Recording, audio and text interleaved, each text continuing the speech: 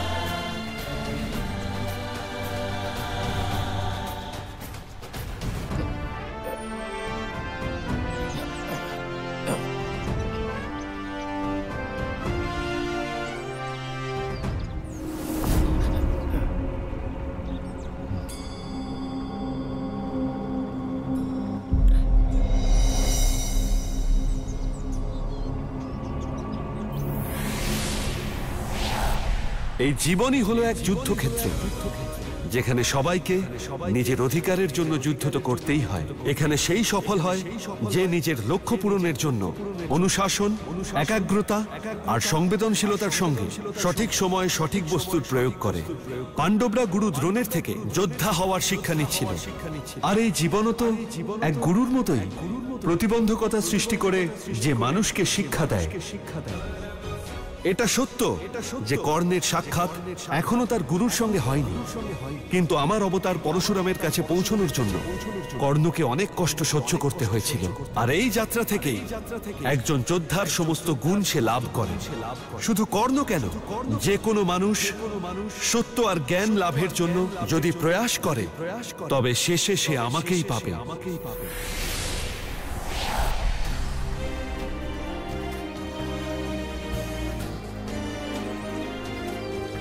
এই দিব্যস্থানে এই কুটির একমাত্র ভগবান পরশুরামেরই হতে পারে। উনি অবশ্যই এখানে আছেন। চলো চলো, তাড়াতাড়ি করো। এখন কেউ জল ঢেলো না দাদা, এবারও তোমার আর অশ্বত্থামার ঘোড়া ভরে যাবে। বাকি জল আমরা কি করব? বাকি জল নিজেদের ঘোড়ায় ঠেলে দেবে। এইবার আমার ভাইয়েরাও যেন দিব্যাস্ত্র অর্জন করতে পারে, এটাই আমার উপহার তোমাদের জন্য। ঠিক আছে দাদা। আরে এই ঘোড়ায় তো জল নেই, জল কোথায় গেল? আরে এখানেও তো জল নেই।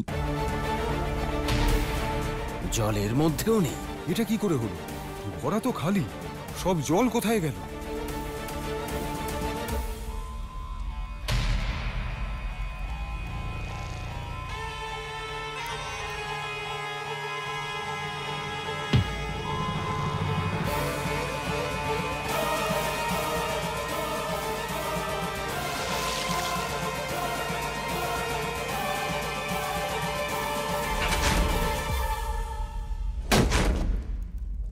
কেউ ইচ্ছা করে কৌরবদের ঘোড়া ফুটো করে দিয়েছে, যাতে জল ঢালতেই সব জল বেরিয়ে মাটিতে মিশে যায় আর ঘোড়া পূর্ণ না হয়। কিন্তু এটা কে করতে পারে? আমি জিজ্ঞেস করছি, কে করতে পারে?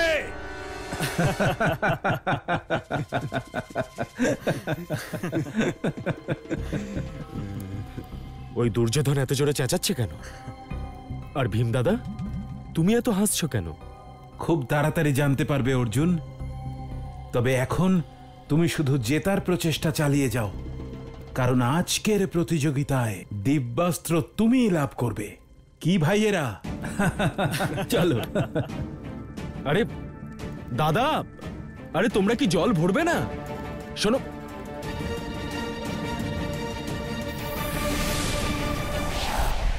প্রতি যুগ তার শেষ অধ্যায় আসন্ন যুগের জন্য এক গুরুত্বপূর্ণ বার্তা অবশ্যই রেখে যায়। ষঠে ষঠ্যম সমাচারে, অর্থাৎ যে যেমন করবে তার সঙ্গে সেরকমই ব্যবহার করা উচিত। দাপর যুগের এমন এক বার্তা যা আসন্ন যুগে অধার্মিকরাও মানবে, আর তাদের ধর্মের পথে যারা নিয়ে আসবে তারাও। এটাই হলো সত্য যে ধর্মের স্থাপন আর রক্ষার জন্য আমি অধার্মিকদের বিনাশ করি। আত্মরক্ষা, দেশ রক্ষা আর সমাজ রক্ষার জন্য অধার্মিকদের বিনাশই হলো পুণ্য।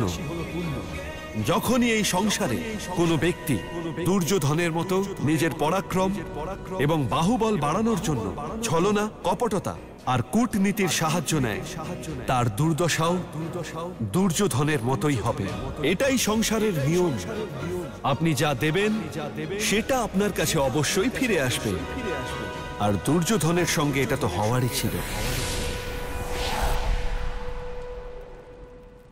দাদা, কেউ আমাদের সঙ্গে তেমনই ছলনা করেছে যেমন কাল আমরা করেছিলাম।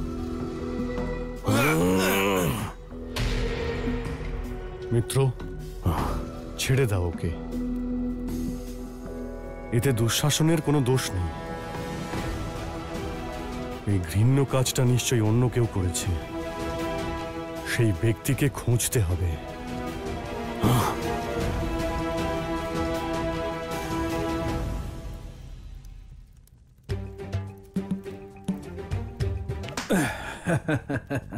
একদম ঠিক করেছো ভীম দাদা। ঠিক বলেছো দাদা, খুব ভালো। সবচেয়ে ভালো। দাদা দাদা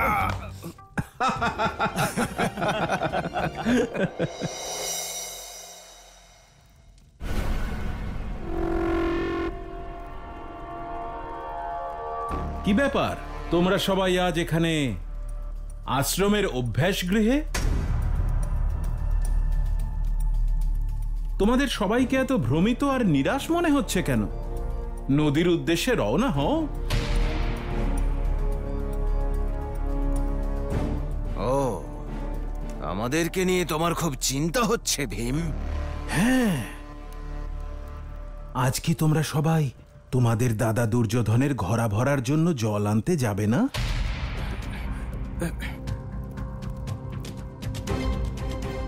সময় নষ্ট করছো কেন, যখন তোমরা সবাই এটা জানোই যে তোমাদের অযোগ্য দাদা দুর্যোধন তোমাদের সকলের সাহায্য ছাড়া জিততেই পারবে না?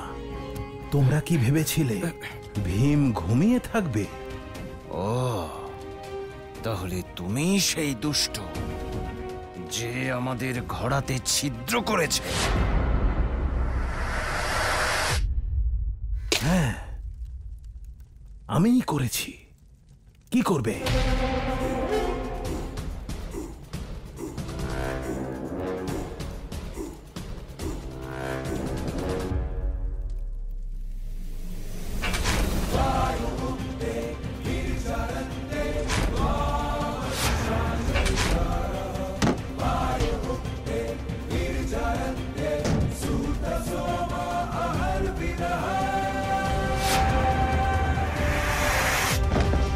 মারো এই দুষ্টকে।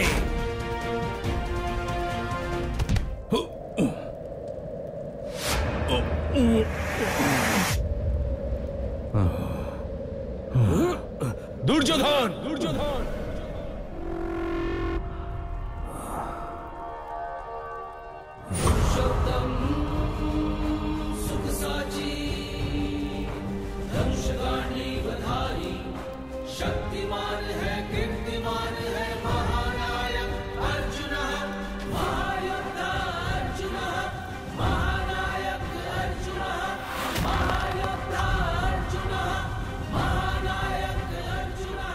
ভীম দাদার উপরে আঘাত করার চেষ্টা করলে আমার এই বাণ তোমার মস্তককে ধর থেকে আলাদা করে দেবে।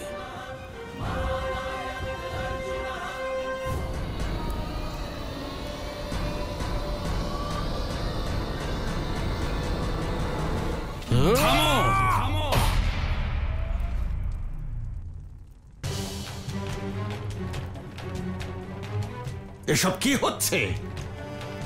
আমি আদেশ করছি, থামো তোমরা।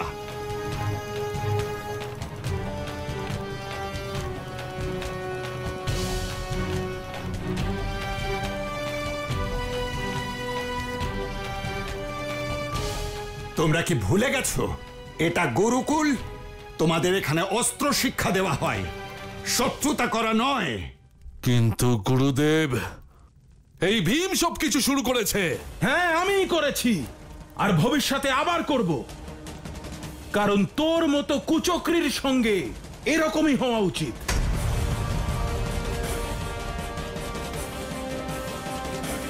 তোকে উচিত শিক্ষা দিতেই হবে মূর্খ ভীম।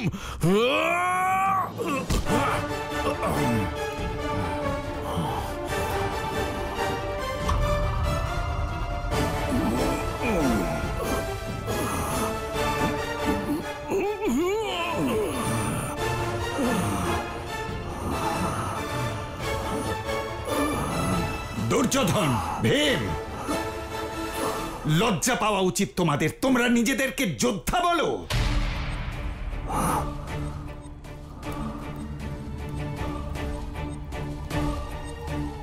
যোদ্ধার কাছে ধৈর্য থাকে, অনুশাসন থাকে, কিন্তু তোমরা পশুদের মতো নিজেদের মধ্যে লড়াই করছো।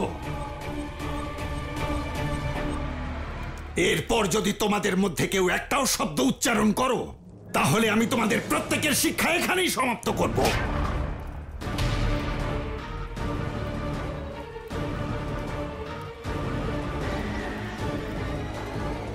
গুরুদেব, আমি সমস্ত পাণ্ডবদের পক্ষ থেকে ক্ষমা চাইছি।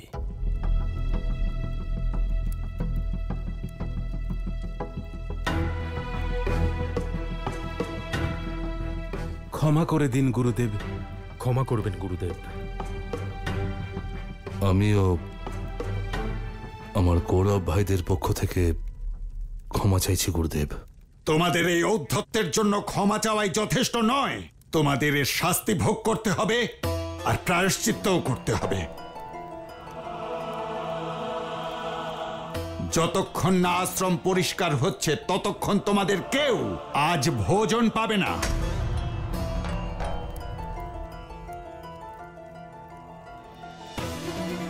আর আমি এটাও জানি যে দুর্যোধন আর ভীম আজকের এই ঘটনার জন্য দায়ী।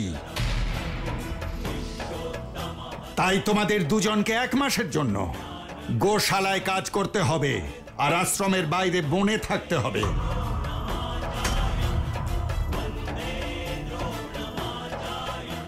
আর সেই বনে যে খাদ্য পাবে তাই খেয়েই থাকতে হবে।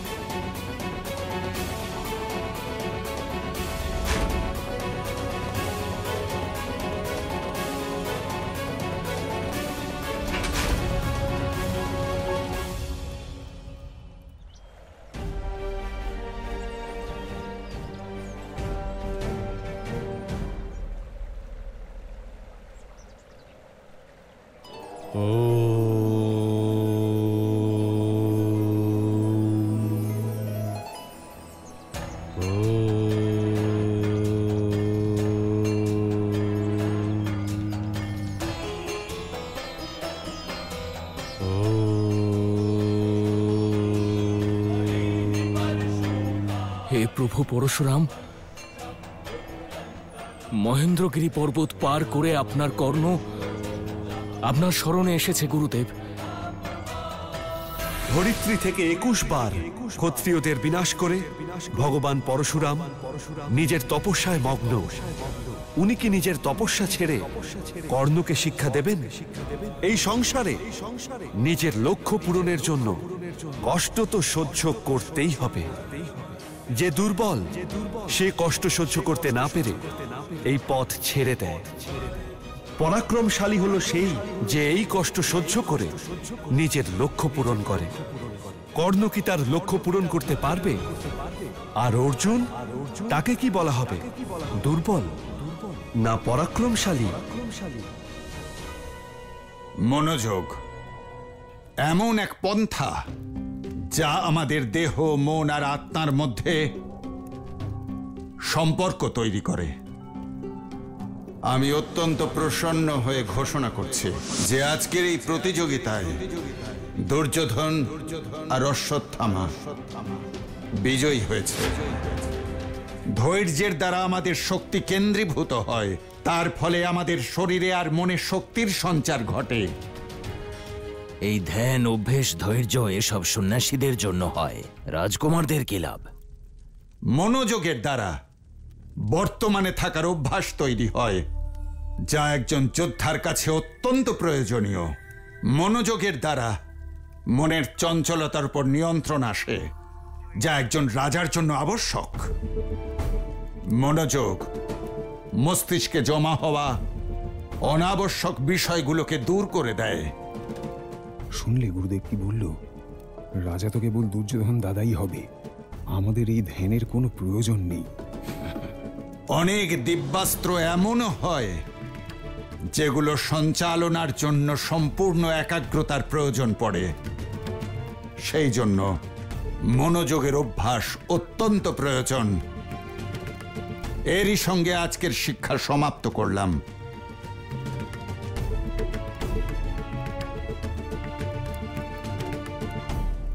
আগামীকালের প্রতিযোগিতায় যে বিজয়ী হবে সে ফলস্বরূপ নাগাস্ত্র লাভ করবে।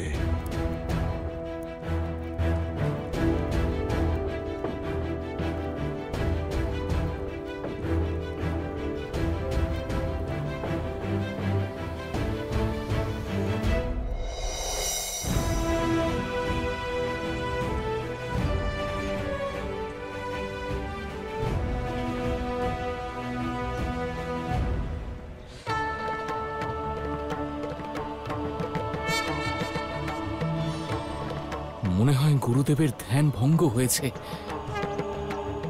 ভোজন আর জল গ্রহণের জন্য উনি নিচে অবশ্যই আসবেন, আর নিচে আসার জন্য শুধুমাত্র এটাই পথ। আমি বরং গুরুদেবের সঙ্গে এখানেই দেখা করব।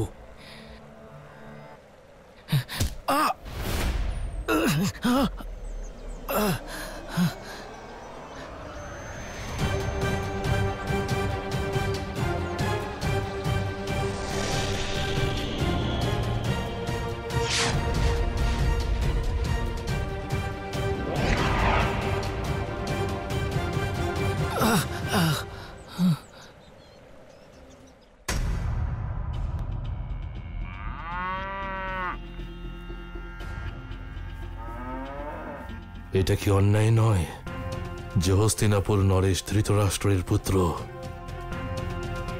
আর রাজ্যের উত্তরাধিকারী দুর্যোধন তাকে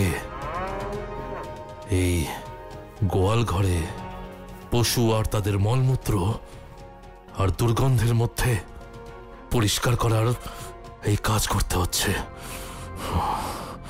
আর আমার এই দুর্গতির জন্য একজনই দায়ী, ওই মূর্খ ভীম।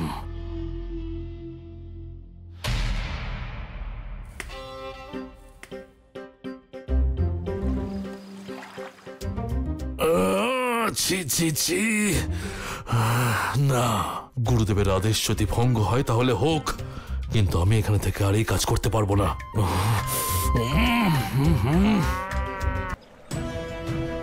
গুরুদেব কোথায় চলে গেলেন? এখনই তো এখানেই ছিলেন। গুরুদেব, গুরুদেব!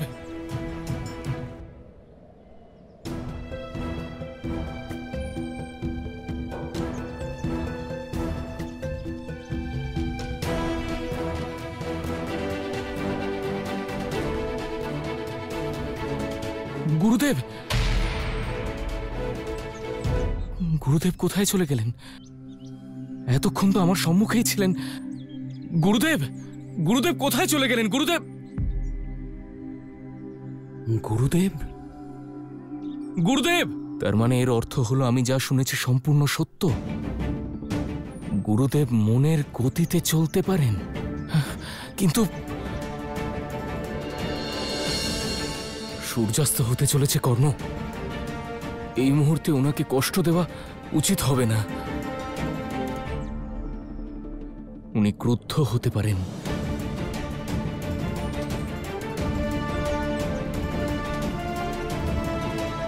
কাল ভোরের জন্য আমাকে প্রতীক্ষা করতেই হবে, তাহলেই কিছু একটা হতে পারে।